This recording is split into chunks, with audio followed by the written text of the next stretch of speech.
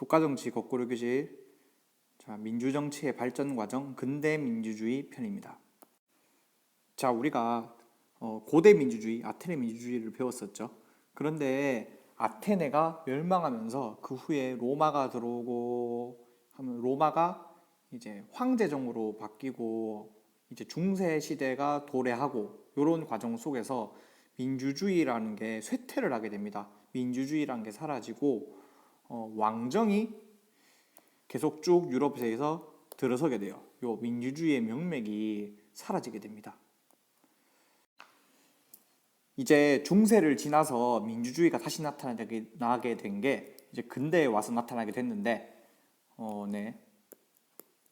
여기 근대 민주주의에 영향을 준 사상이 어떤 사상이냐면 계몽사상, 천부인권, 사회계약설 뭐 이런 사상들입니다. 우리가 사회계약설은 수업 시간에 배웠었죠. 홉스, 로크, 루소의 그 생각들을 말을 합니다.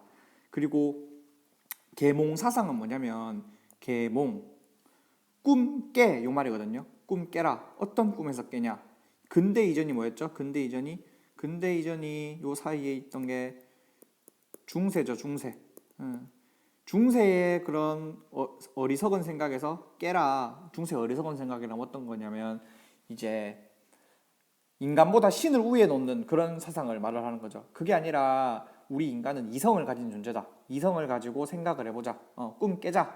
꿈 깨고 이성을 가지고 한번 사고해보자. 요게 계몽 사상입니다. 그리고 천부인권은 이제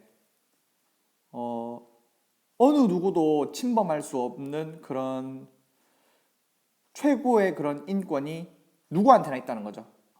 인권은 하늘이 줬기 때문에 어느 누구도 건드릴 수 없다. 누구한테나 인권이 존재한다. 이런 사상, 천부인권 사상, 그리고 사회계약설 이런 사상에 힘입어서 어떤 게 등장을 하냐면 시민혁명이 일어나기 시작합니다. 시민혁명은 영국의 명예혁명, 그리고 미국의 독립혁명, 그리고 프랑스의 프랑스혁명.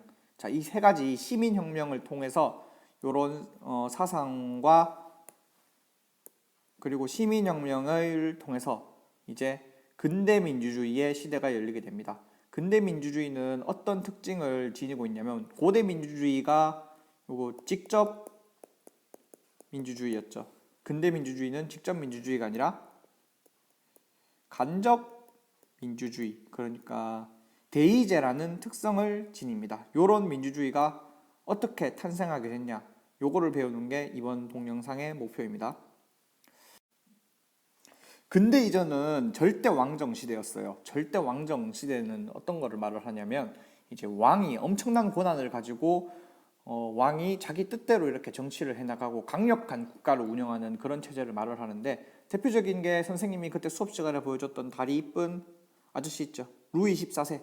루이 14세가 이끌던 프랑스라든지 아니면 그 당시에 스페인, 영국 이런 국가들 다 절대 왕정 국가였습니다. 이런 절대 왕정을 비판하는 사상이 아까 우리가 앞에서 살펴본 계몽사상, 천부인권사상, 사회계약설 이런 사상이 이거를 이제 비판하는 거죠. 비판하면서 이제 영국, 미국, 프랑스 여기에서 각각 혁명이 일어납니다. 자, 시민혁명 중 영국의 명예혁명부터 살펴보면 명예혁명은 세 가지 시민혁명 중 가장 먼저 일어난 혁명입니다. 이 제임스 2세라는 그 당시에 왕이 있었는데 이 왕이 좀 자기 멋대로 정치를 했어요. 그런데 그 당시에 이제 제임스 2세가 그렇게 이제 똑똑하고 유능한 군주는 아니었기 때문에 의회가 제임스 2세를 압박하면서 제임스 2세는 결국 뭐 여러 가지 사건을 통해서 결국 프랑스로 도주하게 됩니다. 도주하게 되는데 이 과정에서 피를 흘리지 않았다고 명예혁명이라는 말을 쓰는 겁니다. 피를 흘리지 않은 명예로운 혁명이라고, 왕을 갈아치운 그런 건데, 요 명예혁명의 결과 영국은 입헌군주제 국가가 됩니다. 입헌군주제 국가는 어떤 소리냐면 이제 왕은 있는데 군주는 있는데 군주는 실질적인 그런 통치를 안 해요. 실질적인 통치는 의회를 통해서 통치가 되고 이제 왕은 일종의 얼굴 마담격으로 바뀐 그런 지금의 영국 같은 모습이 이 명예혁명을 통해서 만들어지게 된 거죠.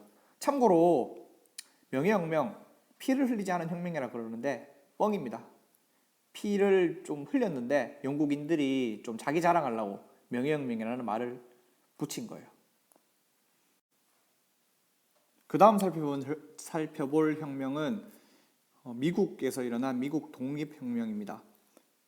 미국이 원래 영국의 식민지였어요. 그런데 미국인들이 여기에 대해서 반발을 품으면서 영국으로부터 독립하는 과정에서 일어난 혁명인데, 영국으로부터 독립하고 나니까 왕이 없는 거예요. 그런데 그 당시 미국의 똑똑한 사람들, 특히 로크로부터 영향을 받은 사람들의 생각으로 왕을 만들지 말고 국민들이 투표해서 뽑는 대통령이란 걸 한번 만들어 보자. 이런 생각으로 이제 최초의 대통령제 국가가 미국에서 탄생하게 됩니다. 특히 미국 독립혁명이 중요한 이유는 우리가 배웠던 로크의 생각이 잘 나타나는 저항권이 미국 독립선언서에 명시가 되어 있습니다. 이제 정부가 시민의 권리를 함부로 이렇게 침해하면 거기에 대해서 시민은 저항할 수 있는 권리가 있다를 명시적으로 이제 표현을 한 첫 번째 민주주의 국가가 미국이었던 거죠.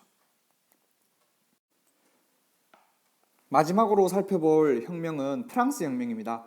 프랑스 혁명은 이제 앞에서 살펴본 명예혁명, 미국 독립혁명보다 훨씬 가장 급진적인 혁명이었어요. 여러분들 레미제라블이라는 영화 기억날 거예요. 레미제라블이 이제 프랑스 혁명 중에 있었던 그런 실패한 혁명을 다룬 혁명인데, 프랑스 혁명이 단기간에 일어나는 게 아닙니다. 거의 100여 년간의 시간에 걸쳐서 진행된 혁명인데, 이제 프랑스 혁명은 불평등한 사회 구조 타파에 관심을 많이 기울였어요.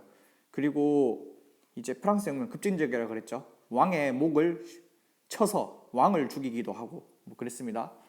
그리고 프랑스 혁명이 무엇보다 중요한 이유는 이제 단순하게 프랑스 내에서 혁명이 그친 게 아니라 자유와 평등의 이념이 유럽 널리 확산되도록, 민주주의라는 게 대세가 되도록 만들어준 그런 혁명이라는 의의가 있습니다.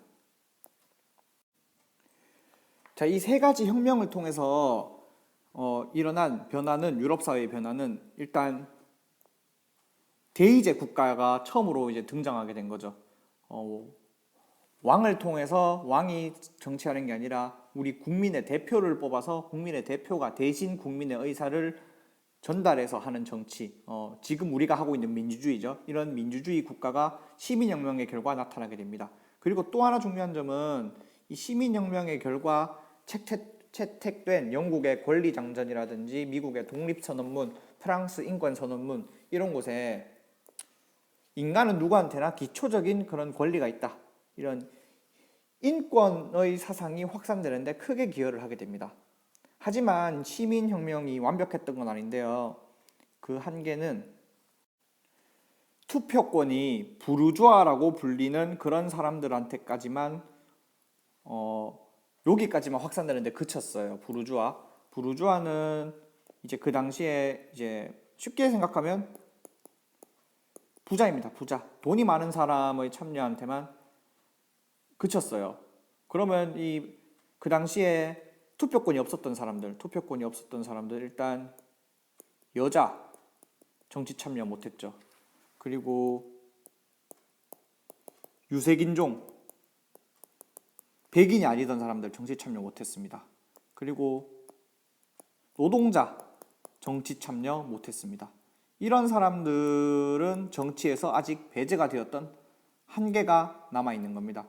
자, 이상으로 우리가 근대 민주주의의 탄생, 이제 근대 민주주의의 탄생에 영향을 끼친 사상들, 그리고 근대 민주주의의 탄생에 영향을 끼친 시민혁명 세 가지 간단하게 살펴보았습니다.